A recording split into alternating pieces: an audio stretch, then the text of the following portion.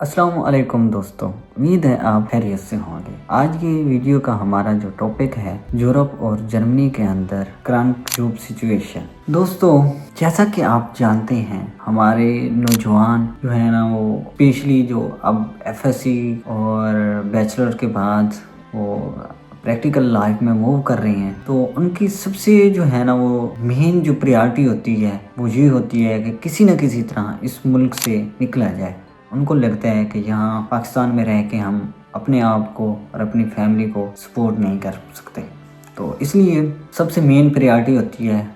हमारे नौजवानों की यूरोप या किसी वेस्टर्न कंट्री के अंदर जितना जल्दी हो सके एक अच्छे रोज़गार की खातिर मूव कर जाए। तो दोस्तों, इस वजह से ही बहुत सारे दोस्त मुझसे पूछते हैं कि अब्बास भाई आजकल जर्मनी और यूरोप के अंदर जॉब्स की क्या सिचुएशन है, जॉब्स कितना आसानी से मिल जाती हैं, अगर हम मूव करें तो कितना पर मंथ अर्न कर सकते हैं और कितना पर मंथ हम सेव कर सकते हैं। दोस्तों, मैं आपको कुछ यूरोप और जर्मनी के जॉब के हवाले से कुछ रियलिटीज़ बताऊंगा। आप में से कुछ लोग मुझसे इख्तलाफ भी कर सकते हैं, लेकिन दोस्तों मैं ये वो चीज़ बताऊंगा जो यहाँ पे आके मैंने ग्राउंड रियलिटीज़ पे जो है ना वो देखा है, लोगों से मिलके और मुख्तलिफ सोर्सेज के थ्रू जो मैंने चीज़ें कलेक्ट की हैं एक अथेंटिक। और आई थिंक सो कि आप में से जो लोग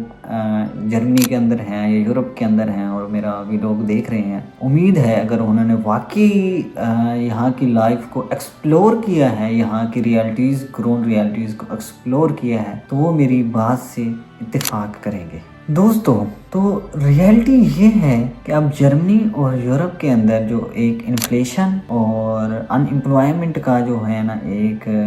ग्राफ है वो इंक्रीज हो रहा है और ये हकीकत है। और दोस्तों, ये जो अनएम्प्लॉयमेंट और इन्फ्लेशन ज़्यादातर महसूस होती है, जो फील करते हैं वो फॉरेनर करते हैं, क्योंकि वो एक न्यू कंट्री में आते हैं, उनको बहुत सारी मुश्किलात का सामना करना पड़ता है, तो ये चीज़ वो फील कर सकते हैं जो फॉरेनर हैं। तो मैं आपको अब कुछ चीज़ें बताऊंगा, कुछ फैक्ट्स फिगर्स बताऊंगा, जिससे आप अंदाज़ा लगा सकते हैं आजकल जॉब की क्या सिचुएशन है यूरोप और जर्मनी के अंदर। आपको मूव करना चाहिए, नहीं करना चाहिए, अगर मूव करना चाहिए तो आपको कौन सी जो है ना वो चीज़ों पे फोकस करके आना चाहिए, ताकि आप आएँ तो आपको जो है ना वो उस तरह मुश्किलात का सामना ना करना पड़े जो कि आजकल यहाँ लोग जो कि जॉब सीकर वीज़ा या जॉब वीज़ा पे या स्टूडेंट वीज़ा पे आए हुए हैं और या किसी और वे के थ्रू आए हुए हैं, तो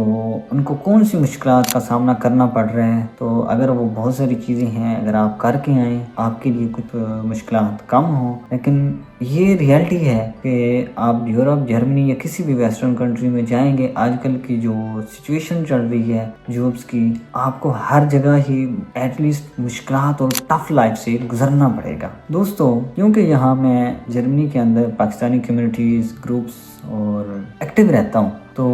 इस लिहाज से भी जो है ना एक तो मैंने कंसल्टेंसी भी बनाई हुई है, तो इसके अलावा भी मैं कोशिश करता हूँ कि अपने लोगों की जितनी हो सके मुझसे मैं हेल्प करता हूँ, उनकी सपोर्ट करता हूँ, और अगर हेल्प सपोर्ट ना भी कर सकूँ तो एटलीस्ट एक अच्छा मशवरा दे देता हूँ। इस बिना पे दोस्तों बहुत सारे लोग मुझसे कुछ चीज़ें शेयर करते हैं, अपने हालात वाक़यात शेयर करते हैं, तो ऐसे दर्जनों अफराद को मैं जानता हूँ पाकिस्तानी कम्युनिटीज़ में जो कि स्टूडेंट वीज़ा या जॉब सीकर वीज़ा पे आए हुए हैं और स्टिल किसी को 5 मंथ हो गए हैं, किसी को 6 मंथ हो गए हैं, और स्टिल जो है ना वो जॉबलेस हैं और बहुत ही परेशान हैं और डिप्रेशन का शिकार हैं। और दर्जनों में लोगों ऐसे को भी जानता हूँ जो एक अच्छी इनकम, एक हैंडसम जो है ना वो इनकम अर्न कर रहे हैं और बहुत खुशहाल हैं। तो इसमें दोस्तों आपकी मेहनत भी और आपका लक भी दोनों मैटर करते हैं। मेरा जो वो है कि आपका लक, आपकी मेहनत, दोनों चीज़ें पैरेलल चल रही होती हैं। तो ये दोनों फैक्ट्स मैंने बता दिए हैं। सारे लोग मेरे इनबॉक्स में मैसेज करते हैं, बहुत ज़्यादा डिप्रेस, इवन के बहुत सारे लोग ट्रस्ट मी बहुत सारे लोग गर्ल्स बॉयज़ मेल फीमेल्स मेरे सामने रो भी पड़ते हैं कि अब्बास भाई हमारी जॉब्स की ये सिचुएशन है, हम 6 मंथ से आए हुए हैं और हमारा यहाँ से 1.5 से 2 लाख रुपए खर्चा है, लेकिन स्टिल कोई जॉब नहीं मिल रही, तो हम क्या करें। अब मैं बात करूंगा कुछ फैक्टर्स के ऊपर जो कि एक जरिया है, मेन वजह है फॉरेनर के लिए अनएम्प्लॉयमेंट का। सबसे पहले जो है ना, जो एक मेन और इम्पोर्टेंट फैक्टर है दोस्तों, वो है यहाँ की लोकल लैंग्वेज। अब दोस्तों मैं जर्मनी में रहता हूँ, तो इसी तरह यूरोप के अंदर यहाँ पे ज़्यादातर लोकल लैंग्वेज जो है ना वो लोग प्रेफर करते हैं। मैं जर्मनी के बारे में अगर बताऊँ दोस्तों, तो ये यहाँ पे जो है ना वो लैंग्वेज का जो है ना एक बहुत ज़्यादा बैरियर है, फॉरेनर के लिए बहुत ज़्यादा बैरियर है। और दोस्तों हमारे जो लोग हैं, हम बस शॉर्ट वे की तलाश में होते हैं, हम शॉर्ट सोर्सेज, शॉर्ट रास्ते यूज करके कामयाबी हासिल करना चाहते हैं। तो ये एक बहुत जो है ना वो फॉल्ट है हमारा। लैंग्वेज का जो है ना वो बहुत ज़्यादा इशू है यहाँ पे। विदाउट लैंग्वेज बहुत ज़्यादा जो है ना वो प्रॉब्लम्स फेस करनी पड़ती हैं एक फॉरेनर को। अगर आपको यहाँ की लोकल लैंग्वेज नहीं आती तो आपके लिए बहुत ज़्यादा मुश्किल हो जाता है यहाँ पे जॉब ढूंढना। यहाँ पे administration, health care, finance, banking, हर जगह ही आपको जो है ना एक फ्लुएंट लैंग्वेज की जो है ना वो तकरीबन हर जगह ही आपको जो है ना एक फ्लुएंट लोकल लैंग्वेज की जो है ना वो ज़रूरत होती है। और कुछ जगह होती हैं जिनमें जो है ना लैंग्वेज की तो ज़रूरत होती है, लेकिन फ्लुएंट नहीं, थोड़ा आती हो, मतलब दरमियाने अगर तो काम चल जाता है। लेकिन उसके लिए भी जो है ना वो लैंग्वेज सीखनी है, बहुत मुश्किल हो जाता है लैंग्वेज के बगैर जॉब करना। और हमारे जो लोग हैं उनका मकसद होता है बस यूरोप में या जर्मनी के अंदर पहुंचना। उनको ये नहीं ख्याल होता, ये प्लानिंग उनकी नहीं होती कि हाउ टू सर्वाइव देयर, हमने वहाँ पे सर्वाइव कैसे करना है, ये वो प्लान करके नहीं आते, जिसकी वजह से जो है ना वो बहुत सारी मुश्किलात का सामना करना पड़ता है। अब जो है ना वो मेन फैक्टर है वो है इंटरनेशनल इवेंट्स। दोस्तों आप में से सब लोग ये जानते होंगे, ममालिक हैं, उनकी इकानमीज हैं, वो एक दूसरे पे ना बहुत ज़्यादा ऐसे इंटरकनेक्टेड हैं। तो अगर एक मुल्क की अंदर